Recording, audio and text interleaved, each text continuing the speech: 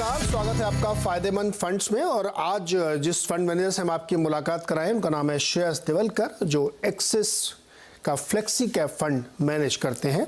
और फंड के बारे में बातचीत होगी, मार्केट के बारे में बातचीत होगी और कहाँ नज़र है आपके फंड मैनेजर की, किस थीम पे, किस चीज़ों पे वो ध्यान रखे, इस सब के बारे में हम चर्चा करेंगे। तो श्रेयस, बहुत बहुत स्वागत है आपका फ़ायदेमंद फंड्स में।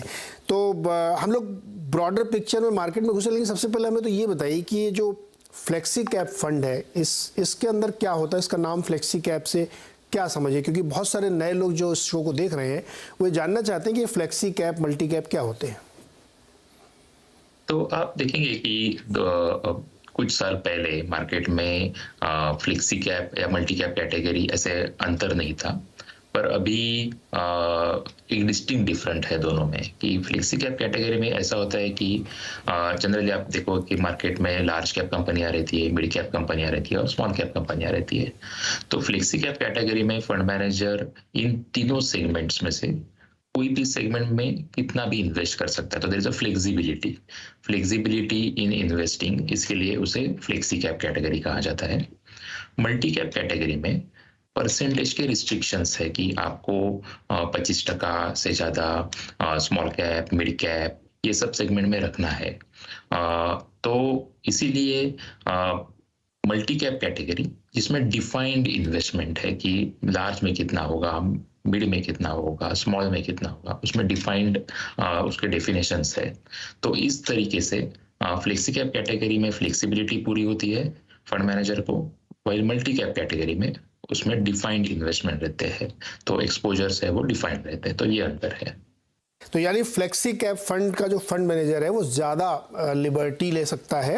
अगर उसको कोई बड़ी अपॉर्चुनिटी दिख रही है तो वो मिड कैप या स्मॉल कैप में या लार्ज कैप में, जहाँ भी उसको लगता है, तो वहाँ पे वो थोड़ा एक्सपोजर ज़्यादा ले सकता है। तो ये तो हुआ फंड जिसकी हम लोग आज चर्चा करेंगे, फ्लेक्सी कैप फंड की। लेकिन फंड की डिटेलिंग में जाए इससे पहले थोड़ा एक एनवायरनमेंट को भी समझते हैं। श्रेयस, बाज़ार ने एक बहुत शानदार प्रदर्शन किया, दुनिया के तमाम बाज़ारों को उसने बीट किया है और इसीलिए हम लोग कह रहे हैं कि हमने न्यू हाई भी देख लिया और बहुत सारे सेक्टर्स में रैली, बैंकिंग फाइनेंशियल में तो अभूतपूर्व रैली चल रही है। इस सिनेरियो को आप लोग कैसे रीड करते हैं? कोई आगे हेडविंड्स आपको दिखते हैं कि या बिल्कुल क्लियर पाथ है, आगे कोई ऐसी बड़ी इश्यूज नहीं है, छोटे मोटे बीच बीच में आते रहते हैं? तो एक अपने जो इम्पोर्टेंट चीज़ हाईलाइट करी है कि इंडिया का परफॉर्मेंस बहुत अच्छा रहा है, उसके पीछे के जो आप रीज़न देखेंगे तो वो बहुत इम्पोर्टेंट रीज़न है। जैसे इंडिया का जो एक्सटर्नल डेट, हम जिसे बोलते हैं कि डेट जो आउटसाइड कंट्रीज से लिया गया है, तो एक्सटर्नल डेट टू जीडीपी वो अपना कम है। ये समवेयर अराउंड 15 से 20% के करीब आता है अपना। तो ये बहुत कम है compare to most of the western countries. तो उनका जनरली 100%, 200% इतना ज़्यादा तक रहता है। तो एक बहुत इंपॉर्टेंट चीज़ है कि अपना एक्सटर्नल डेट कम है। दूसरी इंपॉर्टेंट चीज़ है, जब वो इक्विटी मार्केट के बारे में हम बात करते हैं, कि लिवरेज या फिर जिसे हम बोलते हैं कि कंपनी में डेट कितना है, कंपनी में ने लोन कितना लिया है, तो वो इस बार और ये साइकिल में बहुत कम पाया गया है। तो आप अगर देखोगे कि कॉर्पोरेट डेट, यानी पूरे कॉर्पोरेट सेगमेंट का डेट, हम अगर बीएफएसआई सेगमेंट यानी फाइनेंशियल सर्विसेज सेगमेंट को बाजू में रखे, out of top 500 company India में है, तो कॉर्पोरेट डेट टू जीडीपी बहुत ज़्यादा गिरा है लास्ट 10 साल में। तो इसका इम्पोर्टेंट रिपरकशन ये आता है कि वैल्यूएशंस पे, जिसका इम्पोर्टेंट रिपरकशन आता है कि कंपनीज, कोई भी स्लो डाउन हो मार्केट में, मंदी, इकोनॉमी में अगर स्लो डाउन आ गया या फिर कोई सेगमेंट में प्रॉब्लम हो गई, तो ऐसी कंपनियां जिसमें डेट कम है उनकी रिस्क कम हो जाती है। तो ये दूसरा रीज़न है जिसकी वजह से इस बार कंपेयर टू से 10 साल पहले जब ट्विन डेफिसिट क्राइसिस था, तो वो कंपैरिजन में आज आप देखोगे तो मोस्ट ऑफ द कंपनीज का डेट बहुत कम है। तो इसीलिए और एक कंफर्ट मार्केट में आ जाता है। अभी रिस्क आप देखना चाहे तो मार्केट में रिस्क तो ऑब्वियसली हमेशा रहती है। अभी यहाँ से शुरू करें तो ऑब्वियसली इन्फ्लेशन रिस्क है। इन्फ्लेशन कम करने के लिए बहुत सारी मेजर्स किए जाते हैं। आज ही जैसे रेट हाइक हुआ है, तो ये रेट हाइक का साइकिल चालू है, उसका एक नेगेटिव इम्पैक्ट आता है ऑब्वियसली आपके ग्रोथ पे। तो ग्रोथ स्लो डाउन अगर ज़्यादा हो गई तो ऐसे बहुत सारे रिस्क पैरामीटर हमेशा रहते हैं। पर इम्पोर्टेंट पैरामीटर इसलिए जो मैंने बोला, जो फंडामेंटली कि कंपनियों की हेल्थ अच्छी है, तो अगर स्लो डाउन आ गया, साइक्लिकल प्रॉब्लम हो गए, तो भी वो कंपनियां अच्छी तरह से उसको टैकल कर लेती है। शेष एक चीज़ बड़ी मतलब दुविधा और चिंता पैदा करती है कि ब्याज दरें लगातार बढ़ रही। देखिए आरबीआई ने भी 35 बेसिस पॉइंट बढ़ा दिया, दुनिया भर में यही संकेत मिल रहे हैं कि भी और ब्याज दरें बढ़ेंगी। मतलब कहीं वो नहीं दिख रहा कि ये कहाँ पर रेट टर्मिनेट होते हुए दिख रहे हैं, जिसको टर्मिनल रेट कहते हैं, या कुछ साइट लगे कि अच्छा यहाँ पे जाके रुक जाएंगे। अभी ऐसा कोई सेंट्रल बैंकर खुल के बोल नहीं रहा है। तो जैसे जैसे कॉस्ट ऑफ फंड बढ़ता जाएगा तो वो एक मुश्किल पैदा करता है, या फिर आप दूसरे कैंप में हैं कि नहीं, डिमांड इतनी रोबस्ट आने वाली है जिससे अगर थोड़ा कॉस्ट ऑफ फंड ऊपर भी है तो ज़्यादा फर्क नहीं पड़ेगा। अभी ये कैसे होता है कि ये सब जिसे इम्पॉसिबल ट्रिनिटी बोलते हैं कि आपको इन्फ्लेशन भी कम चाहिए, ग्रोथ ही भी ज़्यादा होनी चाहिए और इसका इम्पैक्ट ना आए, तो ये थोड़ा एक इम्पॉसिबल हो जाता है। और उसमें एक सबसे बड़ी बात है कि इस बार के जो इन्फ्लेशन है वो, जिसे हम बोलते हैं सप्लाई कंस्ट्रेंट की वजह से ज़्यादा है। ऐसा नहीं कि डिमांड कम है, डिमांड भी अच्छी है, पर सप्लाई कंस्ट्रेंट जो बोलते हैं उसकी वजह से इन्फ्लेशन बहुत सारे कमोडिटी में ज़्यादा हो गए हैं। वो सप्लाई कंस्ट्रेंट क्रिएट हुए पहले कोविड की वजह से, लॉकडाउन की वजह से, उसके बाद जियोपॉलिटिकल रिस्क की वजह से, उसके बाद even the war, the recent one. तो ये सब चीज़ों की वजह से ये इन्फ्लेशन ज़्यादा हो रहे हैं। अभी इंटरेस्ट रेट और monetary policy as a tool जो वर्ल्ड वाइड यूज किया जा रहा है, इंडिया में भी यूज किया जा रहा है, उसका रिपरकशन और उसके इम्पैक्ट इन्फ्लेशन में आने के लिए थोड़ा टाइम लगता है। और उसका डायरेक्टली प्रोपोर्शन नहीं, क्योंकि आपको डिमांड बहुत ज़्यादा कम करनी पड़ेगी और ऑब्वियसली उसका ऑफशूट आएगा ग्रोथ स्लो डाउन पे। तो अब तक के जो नंबर्स है वहाँ पे ग्रोथ स्लो डाउन ऐसे बहुत ज़्यादा पैमाने पे दिखी नहीं गई है, जो अंडरलाइंग सिनेरियो को बहुत अच्छी तरह से रिफ्लेक्ट करता है।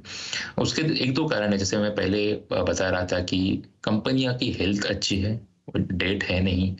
दूसरा चीज है कि इवन रिटेल सेक्टर यानी उनमें भी डेट ज़्यादा है नहीं, क्योंकि लास्ट टाइम आप अगर कोई भी क्राइसिस देखोगे तो उसमें क्या हुआ था कि डेट ज़्यादा थे, तो वो डेट ज़्यादा होने का इम्पैक्ट असेट क्वालिटी पे हो गया, फिर बैंकों पे आ गया और उसकी एक साइकिल शुरू हो गई। इस बार कॉर्पोरेट सेक्टर में ज़्यादा डेट है नहीं, स्पेशली इंडिया में। रिटेल सेक्टर का क्रेडिट क्वालिटी अच्छा था जो हमने कोविड में देख लिया। तो इसकी वजह से ये इंटरेस्ट रेट बढ़ने के जो निगेटिव्स आते हैं, जैसे इंटरेस्ट कॉस्ट बढ़ गई, बट इंटरेस्ट कॉस्ट बढ़ गई लेकिन कंपनी को ज़्यादा फर्क नहीं पड़ेगा क्योंकि डेट ज़्यादा है नहीं। इंडिया ने एब्सोल्युटली ये जो एब्सोल्यूट इंटरेस्ट कॉस्ट है वो हमने पहले भी देखी है, प्री कोविड भी अपने पास ऑलमोस्ट इतना ही रेट हुआ करता था, राइट। तो पर वेस्टर्न वर्ल्ड में हाँ, तो ये इंटरेस्ट रेट बहुत ज़्यादा है उनके लिए, क्योंकि उन्होंने इतना ज़्यादा इंटरेस्ट रेट देखा नहीं है।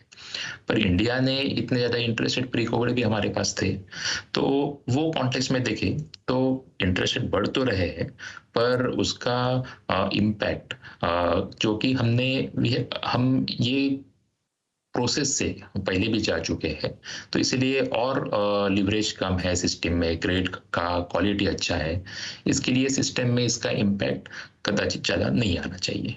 तो एक बेसिक जो एनवायरनमेंट चाहिए वो बहुत स्ट्रांग है, इसलिए बहुत असर नहीं पड़ेगा। चलिए अब शेयर्स आपके फ़ंड के बारे में बात करते हैं। Axis flexi cap fund, fund manager के तौर पर इस फंड में आप का ज़्यादा ध्यान कहाँ रहता है? मतलब चूँकि फ्लेक्सिबिलिटी है आपके पास, तो मिड कैप, स्मॉल कैप का क्या सबसे ज़्यादा क्या अच्छा लगता है आपको, कहाँ ज़्यादा ध्यान देते हैं? तो जैसे कि ये सेगमेंट है जिसमें आप ऐसा एक प्री कंसीव नोशन से नहीं जाते हो कि मुझे लार्ज इतना रखना है, मिड इतना रखना है, स्मॉल इतना रखना है। कोई भी सेगमेंट में अच्छी कंपनियां मिली तो उसका सिलेक्शन किया जाता है। तो ये जो लार्ज है, मिड या स्मॉल, ऐसा हम जनरली देखने की कोशिश नहीं करते। बट फिर भी ऑब्वियसली आप जब इन्वेस्ट करते हो तो उसका एक आउटकम आ जाता है, तो आप आउटकम के हिसाब से देखें तो आप देखोगे कि ये फंड में स्मॉल कैप और मिड कैप है, बट इतने ज़्यादा है नहीं। ऑलमोस्ट 70% प्लस लार्ज कैप होंगे, और बाकी ऑलमोस्ट 10-11% के करीब स्मॉल, और उसके अराउंड उससे कम मिड कैप रहेंगे। तो आउटकम ये फंड का वो रहेगा अगर आप लास्ट मंथ एंड का पोर्टफोलियो देखें तो। अच्छा, चूंकि आपके पास एकदम खुला आकाश है, जहां आपने खुद ही कहा कि जहां ज़्यादा अच्छी अपॉर्चुनिटी, जहां ज़्यादा रिटर्न बनाने की मौका मिलेगा वहां आप जाएंगे, तो अब इसमें डिप बाई करते हैं आप, या आप देखते हैं कि मोट वाली कंपनीज बढ़िया दिख रही, प्राइसिंग पावर वाली, क्या क्राइटेरिया क्या चुनते हैं आप? कैसे पता लगता है कि इसमें ज़्यादा पैसा बनेगा तो वहां पे आपको एंट्री लेनी है? सबसे इम्पोर्टेंट पैरामीटर इक्विटी मार्केट में वेल्थ क्रिएट करने के लिए रहता है कि कंपनी की quality in terms of corporate governance, in terms of return on equity, अगर नॉन फाइनेंशियल कंपनी है तो फ्री कैश फ्लो जनरेशन, ये चीज़ें बहुत ज़्यादा मायने करती है, जो क्वालिटी को रिफ्लेक्ट करती है। एंड ऑब्वियसली ग्रोथ एक सबसे इम्पोर्टेंट, और स्ट्रक्चरल ग्रोथ। जैसे कुछ सेगमेंट्स में 1 साल या 2 साल ग्रोथ आ जाती है पर कंटिन्यूसली ग्रोथ नहीं आती, तो हम ये देखने की कोशिश करते हैं कि स्ट्रक्चरल ग्रोथ है कि नहीं, जिसकी वजह से आपको कंपाउंडिंग इफेक्ट मिलता है। क्योंकि अगर स्ट्रक्चरल ग्रोथ नहीं हुई तो टाइमिंग करना बहुत इंपॉर्टेंट हो जाता है कि आपने बराबर टाइम पे कंपनी खरीदी या नहीं खरीदी। पर अगर आप ऐसे सेगमेंट या कंपनीज ढूंढने की कोशिश करोगे कि जहाँ पे स्ट्रक्चरल ग्रोथ है, कंपाउंडिंग हो, ईयर आफ्टर ईयर ग्रोथ आ रही है, तो उसमें आप भले वैल्यूएशन में आगे पीछे हो जाए, पर आपको over longer period of time वैसेस कंपनीज में जनरली वेल्थ क्रिएशन बेटर रहता है। तो हम इसीलिए क्वालिटी कंपनी जिनका रिटर्न ऑन इक्विटी अच्छा हो, कैश फ्लो प्रोफाइल अच्छा हो, कॉर्पोरेट गवर्नेंस अच्छा हो, और ग्रोथ जिसमें ग्रोथ स्ट्रक्चरल ग्रोथ हो, ना कि एक साल 50% ग्रोथ हो गया और अगले साल ग्रोथ ही नहीं हुआ, तो हम वैसा कंपनी अवॉइड करते हैं। शेयर्स 35% होल्डिंग है आपकी फाइनेंशियल सर्विसेज में, और इस वक्त ये दौर है कि मतलब किसी से भी आप बात कीजिए तो बैंकिंग फाइनेंशियल में एक्स्ट्रा ओवर बुलिश है। हर फंड में, हर पीएमएस में, या किसी एचएनआई, मतलब जिससे भी आप बात करिए बैंकिंग फाइनेंशियल में एक्स्ट्रा सुपर बुलिश है। क्या इसमें बहुत ज़्यादा कंसेंसस क्रिएट का डर तो नहीं बन रहा अब? तो आप अगर क्रेडिट ग्रोथ, इसलिए क्रेडिट ग्रोथ के बारे में बात करें, इसका एक मेन बैंकिंग और फाइनेंशियल सर्विसेज के लिए सबसे इंपॉर्टेंट पैरामीटर होता है क्रेडिट ग्रोथ और एसेट क्वालिटी। तो क्रेडिट ग्रोथ अगर आप प्री कोविड लेवल है 2020 में अगर हम चाहें, क्योंकि मैं वहाँ का नंबर देखने की कोशिश हमेशा करता हूँ, क्योंकि लास्ट ईयर में क्या हुआ है कि आफ्टर कोविड बेस इफेक्ट से ग्रोथ नंबर्स थोड़े ज़्यादा दिखते हैं। तो आप अगर प्री कोविड लेवल पे भी देखें तो रिटेल क्रेडिट ग्रोथ इंडिया में ऑलमोस्ट अर्ली टीन्स में हुआ करती थी CAGR। बहुत कम सेगमेंट्स है और बहुत कम सेक्टर्स है जो कंसिस्टेंटली इतनी ग्रोथ देते हैं। तो फाइनेंशियल सर्विसेज और उसमें स्पेशली रिटेल क्रेडिट का जो सेगमेंट है, उसने structurally over a longer period of time आपको ग्रोथ दी है। तो उसकी वजह से फाइनेंशियल सर्विसेज का वेल्थ क्रिएशन भी अच्छा रहा है इंडिया में, और तो ये एक मोस्ट इम्पॉर्टेंट पैरामीटर होता है। दूसरी इम्पॉर्टेंट बात है क्रेडिट साइकिल की, असेट की क्वालिटी कैसी है। जैसे मैं बता रहा था कि कॉर्पोरेट का एब्सोल्यूट डेट लेवल अभी कम है, तो जनरली ऐसे सिनेरियो में आपका क्रेडिट क्वालिटी अच्छा रहता है। On the other hand retail side में भी क्रेडिट क्वालिटी अच्छा। हमने देखा कि जब कोविड हुआ तभी लग रहा था कि सबके एसेट क्वालिटी बहुत डिटेरियोरेट होगी, इम्पैक्ट आया पर लेकिन बहुत ज़्यादा इम्पैक्ट नहीं आया। तो ये 2-3 चीज़ों की वजह से कि आप जब क्राइसिस कोई भी सेक्टर कैसे हैंडल कर लेता है, और उसके बावजूद ग्रोथ आ पाती है कि नहीं, तो स्पेशली ये क्रेडिट ग्रोथ और एसेट क्वालिटी, इन दोनों में ये सेक्टर ने बहुत अच्छा डिलीवरी दिखाया है। तो इसीलिए financial services as a segment हमने पोर्टफोलियो में रख दिया है। FMCG में आपका एक्सपोजर काफ़ी कम है, क्या इन्फ्लेशन के डर की वजह से, या आपको लगता है कि अभी बहुत ज़्यादा ग्रोथ वहाँ पे नहीं है? जनरली कोई भी सेक्टर है जिसमें पेनिट्रेशन बहुत ज़्यादा हो, तो आपको वो सेगमेंट में ग्रोथ के लिए बहुत ज़्यादा डिपेंडेंस रहना पड़ता है कि अभी ओवरऑल इकोनॉमी कैसे कर रहा है और फिर मैक्रो एनवायरनमेंट कैसा रहेगा। तो एफएमसीजी में पेनिट्रेशन ऑलरेडी ठीक ठाक ज़्यादा है। तो इसीलिए क्या होता है उसमें कि अगर अपर पर्टिकुलर सेगमेंट ने अच्छा नहीं किया, जैसे in last few year rural segment अच्छा नहीं कर रहा है, या फिर तो फिर कोई पर्टिकुलर सब सेगमेंट अच्छा नहीं कर रहा है, तो फिर बाकी का सेगमेंट है उसमें ऑलरेडी पेनिट्रेशन ज़्यादा है, तो फिर ओवरऑल ग्रोथ आने में दिक्कतें आ जाती है। तो इसीलिए एफएमसीजी एज ए सेक्टर अगर आप देखें तो उसका ग्रोथ, लॉन्ग टर्म ग्रोथ है वो generally volume growth plus inflation जिसे हम गिनते हैं, तो इससे आपको ओवरऑल रेवेन्यू ग्रोथ मिलता है। तो आप उसके सामने अगर आप रिटेल क्रेडिट ग्रोथ देखें या फिर रिटेल सेगमेंट ग्रोथ देखें, रिटेल कंपनीज जो रहती है जो जिनकी growth apart from consumption, new store opening and most importantly efficient capital allocation से, क्योंकि न्यू स्टोर ओपनिंग आप डेट लेके भी कर सकते हो, लेकिन अगर कोई रिटेल कंपनियां न्यू स्टोर ओपनिंग कर पाती हो और उनके रिटर्न ऑन इक्विटी भी अच्छे हो, तो ऐसे कंपनियों का ग्रोथ हमेशा जनरली एफएमसीजी से ज़्यादा आता है। तो इसीलिए हम ये देखना चाहते हैं कि कोई भी सेक्टर आप चूज करें तो उसमें स्ट्रक्चरल ग्रोथ ज़्यादा हो।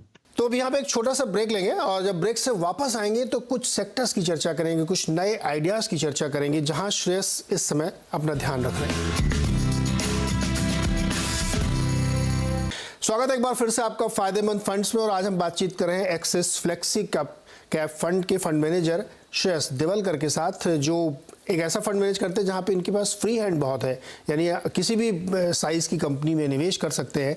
तो अब तक हमने काफ़ी बातचीत की और अब हम समझते हैं कि इस वक्त कौन से सेक्टर्स, कौन से आइडियाज़ पे ज़्यादा ध्यान देना चाहिए। एफएमसीजी को मैं मानता हूँ कि स्ट्रक्चरली इनके पास प्राइसिंग पावर होती है, जिस भाव में बेचते हैं आपको उसी भाव में लेना पड़ता है, लेकिन अनफॉर्चुनेटली पिछले 1-2 साल से इनके पास प्राइसिंग पावर नहीं है। बैंक जो है वो उनकी प्राइसिंग पावर का कोई मैच नहीं, वो जितने में लोन देंगे आपको लेना ही पड़ेगा, उसमें आपके पास चॉइस नहीं है। तो ये दो जो सेक्टर हैं जहां पे आपको लगता है बैंक के पास बहुत प्राइसिंग पावर है डिस्पाइट की ब्याज दरें बढ़ रही हैं, और एक सेक्टर से जहां पे प्राइसिंग पावर इस समय निकल गई है, तो आपने इसको छोड़ दिया अभी बीच में। इनके बीच में बहुत सारे जो रिटेल के सेगमेंट हैं जिसमें आपका एक्सपोजर भी है, जहां पे आपने ले रखा है, उनकी स्थिति क्या बनेगी? एक्चुअली प्राइसिंग पावर है बहुत ही इंटरेस्टिंग फिनोमेना है कि ट्रेंड क्या हो रही है मार्केट में। तो इसलिए मैं बहुत इंपॉर्टेंट फैक्टर ज़्यादा फोकस करना जरूरत होता है कि पेनिट्रेशन लेवल कितना है मार्केट में। तो तभी जब पेनिट्रेशन लेवल कम होता है और आप कोई भी कंपनी या सेक्टर या फिर इंडिविजुअल सेक्टर में इन्वेस्ट करना चाहते हो जहाँ पे पेनिट्रेशन कम है, और obviously if that sector is providing value to the consumer, तो वो सिनेरियो में प्राइसिंग पावर आप देखेंगे तो रिटेल सेगमेंट के पास शायद नहीं रहेगी, पर आपको ये देखना पड़ता है कि पेनिट्रेशन लेवल ज़्यादा है, आपका पोजीशनिंग जो मार्केट में है, जो कोई भी पोजीशनिंग हो, कि आपके पास बहुत बेहतर फैशन है, आपके पास बहुत आप सबसे सस्ते में बेचते हो, या आपके पास बहुत अच्छी क्वालिटी के आइटम रहते हैं, तो जो पर्टिकुलर कंपनी ये प्रॉमिस को ईयर आफ्टर ईयर डिलीवर करती है, तो जनरली आप देखोगे कि वो कंपनियां ज़्यादा वेल्थ क्रिएट कर जाती है, ना कि अभी ये क्वार्टर में मार्जिन कितना है, तो मार्जिन सस्टेन करने के लिए आपको ये करना पड़ेगा। तो ऐसा फोकस होता है, और स्पेशली अगर पेनिट्रेटेड कैटेगरी है तो उसमें दिक्कतें हो जाती है। तो इसलिए हम ये देखते हैं कि कंपनीज कितने लॉन्ग टर्म के लिए खेल रही है, और उसमें सस्टेनेबिलिटी होनी चाहिए। ऐसा नहीं है कि आप लॉस मेकिंग धंधा कर रहे हैं, पर कंपनी का प्रॉफिटेबिलिटी ऊपर नीचे हो सकता है, पर more than pricing power most important parameter है कि आप रिलेवेंट मार्केट में हो और प्रॉफिटेबली रिलेवेंट रहते हो थ्रू साइकिल्स। तो वो इम्पोर्टेंट पैरामीटर पे हम फोकस करते हैं। शायद बड़ी इंटरेस्टिंग बातचीत है। देखिए, आपने जो कहा ना उसी को दूसरे शब्दों में कहूँ कि प्राइसिंग पावर के साथ साथ आपका टारगेट मार्केट भी होना चाहिए। आप भी जानते होंगे एक शू मेकिंग कंपनी है जिसके पास अल्ट्रा प्राइसिंग पावर है अपनी इंडस्ट्री को डोमिनेट करने के लिए, लेकिन जिस ऑडियंस को या जिस मार्केट को टारगेट करते हैं उसकी प्राइसिंग पावर नहीं है। तो आप सस्ता बेचे महंगा बेचे, जब वही नहीं खरीद पा रहा तो आपकी प्राइसिंग पावर कहाँ चली। बड़ी इंटरेस्टिंग कॉन्सेप्ट है जो इस समय मैं नाम भी ले सकता हूँ, रिलैक्सो की बात मैं कर रहा हूँ। 150 रुपये की चप्पल बेचते हैं लेकिन जिसको बेचते वही बेचारा नहीं खरीद पा रहा है, तो आपकी प्राइसिंग पावर इंडस्ट्री को क्या डिस्टर्ब करेगी। ये सारी चीज़ें डायनेमिक्स है जो बदल रही, जिसको शेयर्स अपने फंड में ध्यान रखते हैं जिससे हो। शेयर्स नए आइडियाज़ क्या है इस वक्त आप पढ़ रहे हैं, बहुत सारे सेक्टर्स आप देखिए चर्निंग में चल भी रहे हैं, कुछ नीचे आ रहे हैं, कुछ अभी चलने की तैयारी कर रहे हैं। तो कोई थीम पकड़ रहे हैं आप या कोई नई स्टडी कर रहे हैं आप जिससे कि आपके जो पोटेंशियल निवेशक वो समझ सकें कि शेयर्स जी आजकल क्या कर रहे हैं। तो हमारी हमेशा ही कोशिश रहती है कि जैसे थीम से ज़्यादा कि कौन सी कंपनी अच्छी रहती है। थीम तो क्या है कि आप थीम के ऊपर अगर इन्वेस्ट करते हो तो थीम 6 महीना साल भर रहेगी, उसमें पी का री रेटिंग होता है, डी रेटिंग होता है, वो एक चलता रहता है। मोर इम्पोर्टेंट रहता है कि वो सेक्टर और वो company through and through grow करे कि नहीं। तो वो हिसाब से मल्टीपल सेगमेंट्स जहाँ इंडिया में ग्रोथ अच्छी आ रही है, जैसे मैंने एक बताया रिटेल क्रेडिट ग्रोथ जहाँ पे ग्रोथ अच्छी आ रही है, रियल एस्टेट सेक्टर जहाँ पे हमने देखा कि स्पेशली टॉप 5 सिटीज़ में ग्रोथ उसमें अच्छी आ रही है। उसके अलावा लास्ट अगर 2-3 साल में देखिए तो इंडस्ट्रियल सेगमेंट है, वहाँ पे कंपनियों ने शॉर्ट साइकिल प्रोजेक्ट्स में अच्छी ग्रोथ दिखाई। उसके अलावा आप और सेगमेंट देखोगे जैसे 4 व्हीलर कैटेगरी, उसमें पर्टिकुलर टिकट साइज के ऊपर ग्रोथ अच्छी पाई। तो ऐसा नहीं है कि ब्लैंकेट कमेंट करना बहुत मुश्किल हो जाता है कि ये सेक्टर अच्छा करेगा या ये थीम अच्छी करेगी। हमेशा फोकस ये रहता है कि कोई भी अकेला सेक्टर या सेगमेंट अच्छा ना करे, पर उसमें पर्टिकुलर इंडिविजुअल कंपनीज हो या इंडिविजुअल सब सेगमेंट हो जहाँ पे ग्रोथ ठीक चल रही है, वहाँ पे फोकस करने की हम कोशिश करते हैं। बिल्कुल, तो शेयर्स का नज़रिया बिल्कुल साफ है, क्लियर है कि पैसे बनने चाहिए और फंड बेटर परफॉर्म करे, ये है मोटो। अब इसके लिए थीम पढ़नी है, सेक्टर पढ़ना है, कंपनी पढ़नी है, वो सब ये काम करते हैं, इसीलिए बेहतर रिटर्न आपको दे पाते हैं। तो फ्लेक्सी कैप के फ़ायदे अपने हैं क्योंकि फंड मैनेजर के पास फ्री हैंड है कि वो जहाँ बेटर रिटर्न देखेंगे वहाँ पे वो निवेश कर सकते हैं, कोई रिस्ट्रिक्शन नहीं है कि इस सेगमेंट में ही इतना करना है। तो शेयर्स बहुत बहुत शुक्रिया हमारे साथ जुड़ने के लिए। बहुत सारे आपके निवेशक इस फंड के सुन रहे होंगे या जो निवेश करना चाहते होंगे वो सुन रहे होंगे। उम्मीद है उनको इस बातचीत पसंद आई होगी।